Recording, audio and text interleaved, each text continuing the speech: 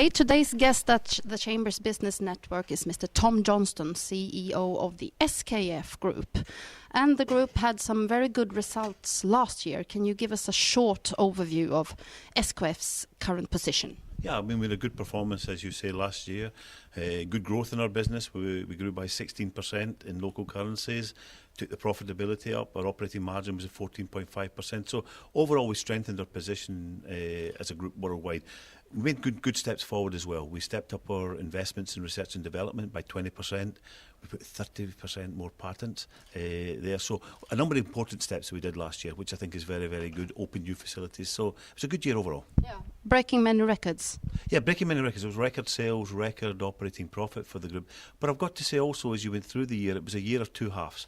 The first half of the year was a much stronger economic environment, macroeconomic environment. The second half became somewhat quieter, and we saw some signs of slowdown in certain of our businesses. So it was a year of two halves, even if overall the year was an excellent year for SKF.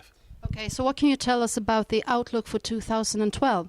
It's a pretty uncertain outlook, I must say, going into 2012. We see some areas going fantastically well. Take North America. North America, really quite broad-based, going very, very well for us in total. Latin America, somewhat better for us. Asia, a little bit up and down, I've got to say. You can see that there's some businesses struggling. Renewable energy in China, railway business in China has been struggling. But generally, Asia, I think, is in a slower growth mode. It's in growth, but a slower growth mode. And then, of course, West Europe. West Europe, there's a definite north-south divide there. And I think West Europe is going to be a tough start to this year. But we believe that as we go through the year, it will get better. Okay, but it's quite different from just a couple of years back when you couldn't even spot the light at the end of the tunnel, but merely the tunnel itself, right? Exactly. I was struggling to find the tunnel. Yeah, it's very different, but because if you go back to 2009, it was very broad-based geographically. You had all industries, all geographies struggling, you could really see. Whereas this time you can see a different picture depending on where you are in the world. And I think what's important is that you've got to be able to accelerate and brake at the same time. You've got to know where you are accelerating, where you're taking advantage of the opportunities, because there are opportunities, but also some areas where you've got to say, I need to cut a little bit here. And it's more challenging when you've got to brake and accelerate at the same time. And the noble art of braking and accelerating is something that you should know, because you actually started out your career at SKF driving a van, isn't it right? That's correct, absolutely. And also motorsports is a big passion of mine as well. So yeah, I started as a delivery van driver with taking bearings to customers in the northeast of England. That was all of 35 years ago. And it's not only 35 years ago somewhere in the vicinity, it's actually these very days that you're celebrating 35 years at SKF. That's correct, absolutely. It's round about as we meet now, that 35 years at SKF, which I think is great. It's a great company. So what would you say are your main tasks as a leader at SKF? I see that as a leader you've got 5 tasks. First of all, you have to have a very clear vision where you're taking it, very clear targets, clear message. This is where we are, this is where we're going. Secondly, I spend a lot of time communicating that message internally, externally, with customers, but also with our own employees to understand the role they've got to play. Thirdly, my job is to create the environment for success. So it's easy to say, this is where we want to go, here's what we want to achieve, here's what you should do.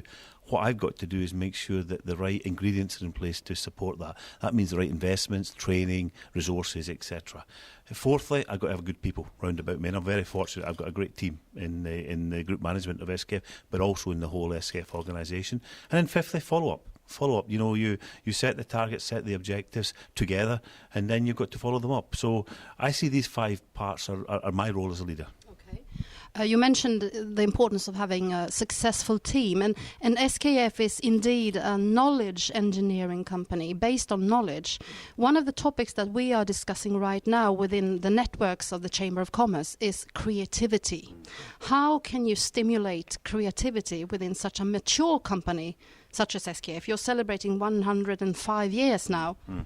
I think creativity is in the organisation. What you've got to do is unlock it a little bit, create the environment for it. We're doing that by pushing much more what we can do in innovation, in investing in more money in innovation, in investing in new techniques. I mean, just recently we ran our first jam in SKF, an open jam where people could come up with their ideas in specific subjects from around the organisation. So we're trying to find new ways to keep unlocking that creativity, because I think it's out there, and what you've got to do is try and create the environment for it. We have put in place also for ideas which are somewhat different. We have an innovation board that I chair. So things that are different, that maybe are more risky, maybe more long term, that would not normally be done in the business, then there's another route for them to come up. They can come up to the board I chair with the division presidents, and we can sit and look at them and say, yeah, that's something we want to put some seed money into to do things there. So we're trying to give different avenues to get the creativity. Can we do more? Absolutely, and we're trying to do more all the time, but I think we've got a reasonably good environment for that. Okay. So SKF will continue to roll on in another 105 years. That's our objective, absolutely, and hopefully roll not only on, but roll up as well. Yeah. And even roll beyond zero. Absolutely, beyond zero is one of our clear initiatives, absolutely.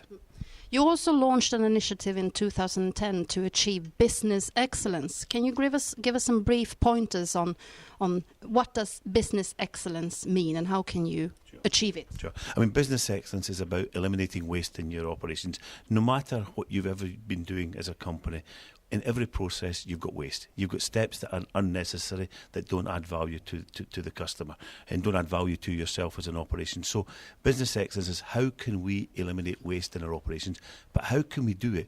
Not by giving a top-down message only, because many times people design a new process and say, let's implement it. It's a combination of the top-down vision, but also the bottom-up work. So we're trying to untap the potential of our people to say, okay, here's what we want to achieve. You know the job better than any of us can do sitting in an office. How would you do that? How would you do it better there? We've had very good success in manufacturing arena doing that.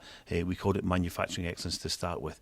And with that success, and really the enthusiasm that I see when I go around the organisation to it, with that success, we've said, why can't we do it more in our innovation process? Why can't we do it in our people management process? And that's what we're now doing.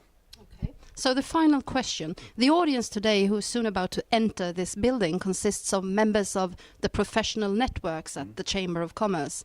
How important would you say that your own network has been throughout your career?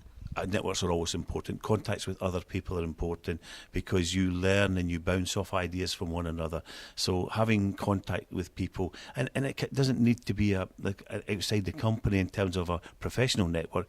I get a lot of inspiration when I talk to customers, when I talk to our distributors, when I talk to our employees. So that type of networking and getting ideas from other people is very important. And it's important to keep in touch with reality when you're doing business. And you can do that by being in contact with people, getting their ideas and being open to their ideas. I think is very important. As we always say, the good Lord gave us 2 ears and 1 mouth. We should use that in that proportion. Yeah, I've been told that you're often spotted with a tray in your own canteen and sitting down with just about anybody within the organisation. Is that a good way to keep up your network? Yeah, but that's normal. I mean, again, I say one thing that, the title in a business card is exactly that. It's a title on a business card. Why shouldn't I pick up a tray and get my own food? I should do it the same as anyone else. And hopefully people then, you can have a dialogue. But not just here in Sweden. It's also going out. It's having a chance to sit with the people and understand with customers, with distributors, with suppliers, with their own people, what's happening in the business, what can we do to be better. Okay. So the